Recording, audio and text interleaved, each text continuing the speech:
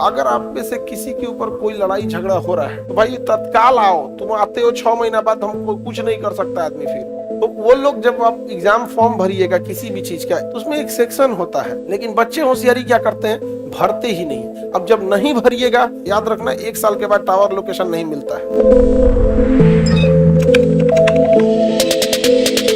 आप student life में है, आपके रिश्तेदार सब भी देखिएगा आपके ऊपर दीवानी मुकदमा लगा देगा। सब समझ में आ गया कि नहीं आ गया? देखिएगा अड़ोसी पड़ोसी, जब आपका जॉब होने वाला रहेगा तो क्या करेगा, मुकदमा लगा देगा। दीवानी नहीं लगाएगा, फौजदारी लगा देगा, मारपीट का लगा देगा। समझ में आ गया कि नहीं आ गया? अरे ऐसे ऐसे खूब होते हैं सब। आजकल तो एक से एक हो रहा है, घरे में ऐसा ऐसा बवाल हो जा रहा है। घर में, रिश्तेदार में, देखिएगा ना, कोई आपके ऊपर केस कर देता है, सब RFIR में नाम डाल देता है। तो अगर आप में से किसी के ऊपर कोई लड़ाई झगड़ा हो रहा है तो भाई तत्काल आओ। तुम आते हो 6 महीना बाद, हमको कुछ नहीं कर सकता आदमी। फिर 90 दिन की केस डायरी होती है, लिखा उखा के फाइनल हो गया। यहाँ पर अब कोई लिख के चल गया है इन्वेस्टिगेशन ऑफिसर, तो उसको क्या कहिएगा आप? वहाँ कुछ नहीं कर सकते। तो आता है सर, हमरे पे ना लॉकडाउन में हो गया, अब हम क्या करें भैया? अब तो चल गया मैटर कोर्ट में, जैसे हुआ तुरंत आओ। समझ में आ गया कि नहीं आ गया? जैसे लड़ाई झगड़ा हुआ, पता कर लो। अज्ञाता क्या है, थाना में एक आदमी भेज दो, ऐसा लड़ाई झगड़ा हुआ है, मुकदमा लिखवा दिया क्या? तो आप लोगों के ऊपर जितना भी कोई मुकदमा होता है ना, लिखेगा ना,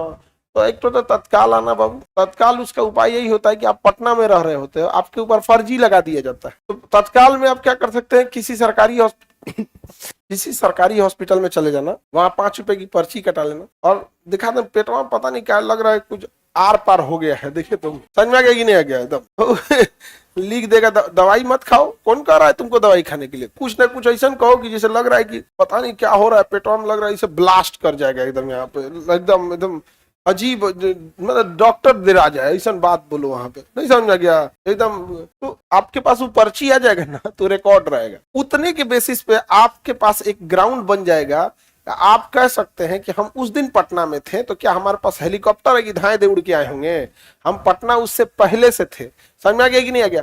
और आपके ऊपर कोई फर्जी लगा देगा करके ना मार करके भागा है, कोई दिक्कत नहीं। आपके पास वो रहेगा ना, टावर जंप निकाल दो, आपका मोबाइल टावर किस एरिया में था, निकाल दिए यहाँ पे। और उस बेसिस पर उसके जो किया है, अब आप सर मेरा अब दिमाग ही काम नहीं कर रहा है, अब मुझे जीवित रह के ही क्या फायदा? मेरे जीवन पर ये आ गई है, मेरे लिए पर्सनल लिबर्टी खत्म हो गया है कि मैं पढ़ाई कर रहा था और मेरे लिए प्राण एवं दैहिक स्वतंत्रता मेरे जीवन का आधार है। अब मुझे ऐसा लग रहा है कि मेरे ऊपर फर्जी मुकदमा लगा दिया गया है, अतः हमारी लाइफ थ्रेटनिंग है। मैं डिप्रेशन में चला गया हूँ, अब एगो डिप्रेशन वाला आ जाएगा। हो गया? अब जो केस किए उनके ऊपर यहाँ मानवाधिकार से चल जाना। हमारे मानव होने के नाते हमारा अधिकार बनता है, फर्जी कैसे लगा दीजिएगा? अब वो नपा के आएंगे कहाँ? पटना। 4 बार पटना आएंगे ना।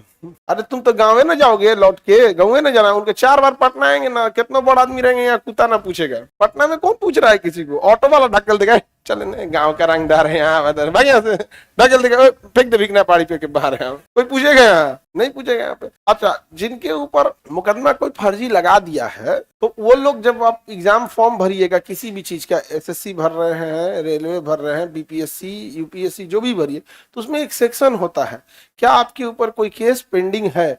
तो अगर है तो उसको कई बच्चे होशियार समझते हैं, नहीं भरते हैं।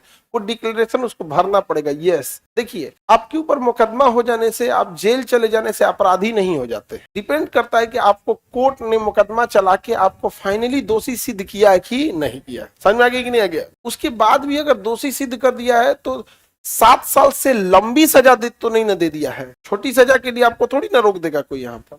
नहीं समझे? लेकिन बच्चे होशियारी क्या करते हैं, भरते ही नहीं है। अब जब नहीं भरिएगा तो वो डिक्लेरेशन है कि भाई तुम जान रहा था, तुम भरा क्यों नहीं यहाँ पर? फिर अब आपको दिक्कत हो जाएगा। फिर तो आपके ऊपर किसी के ऊपर फर्जी मुकदमा रहेगा तो आप लोगों को क्या करना पड़ेगा? फॉर्म में तो पहली बात भरना पड़ेगा, जिस दिन है उसी दिन क्या करना है, इलाज कराने घुस जाना यहाँ पे। समझ में आ गया कि नहीं आ गया? और तत्काल अपने जिला के SP साहब को एक आवेदन लिखना, मेरे ऊपर ये फर्जी मुकदमा डाला गया है, मेरा टावर लोकेशन निकाला जाए, मेरा ये मोबाइल नंबर है। अमूमन आजकल कोई एक मोबाइल में 2 सिम रखता है, तो 2 सिम का स्लॉट है, तो ये मेरा मोबाइल नंबर है, घटना टाइम पे मेरा टावर लोकेशन देखा जाए। याद रखना 1 साल के बाद टावर लोकेशन नहीं मिलता है। समझ में आ गया कि नहीं आ गया? 1 साल तक ही क्या मिलता है, मिलेगा, नहीं तो फिर उसका भी तो होगा काम खत्म। नहीं समझ में आ गया? अब तो हो गया, आपका नाम हट गया।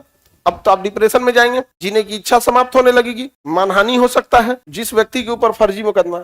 अब जिसने फर्जी किया है वो इसकी लाइफ थ्रेटनिंग है, टेंशन में चल जाएगा, दवाई का पुर्जा रखा रहेगा, सर दर्द की दवाई खाएगा, डिप्रेशन का रहेगा, कुछ ना कुछ रहेगा। इस बेसिस पे अब वो ना पाएंगे जो क्यों किए हैं फर्जी। और आप तो थे पटना में, और थे गांव में, जो आपका रिश्तेदार किया है, आप कहाँ करेंगे? पटना में। जांच के लिए उनको कहाँ आना पड़ेगा? पटना में। उनका पटना में कोई है और आपका हम है, फिर उनको क्या होगा? कष्ट की अनुभूति, प्रशासनिक कष्ट होगा, इधर से उधर दौड़ना पड़ेगा। यहाँ पे हम सारे बिहार में भी, पूरे बिहार में कह रहे हैं, खास करके ये समस्या पूरे बिहार और यूपी के एरिया में है। यूपी, बिहार, झारखंड में ये है कि जो भी रिश्तेदार है, गोतिया है, अड़ोस पड़ोस वाला किसी को फंसाना चाह रहा है फर्जी मुकदमा में, बराए करम मेहरबानी एक बार देख लीजिएगा। हमारे यहाँ तो विद्यार्थी नहीं पढ़ रहा था, वो अगर वो विद्यार्थी हमारे यहाँ पढ़ रहा है और फर्जी मुकदमा में फंसा दिए, तो हम आपको प्रैक्टिकली समझाएंगे न्यूटन का तीसरा नियम क्या होता है।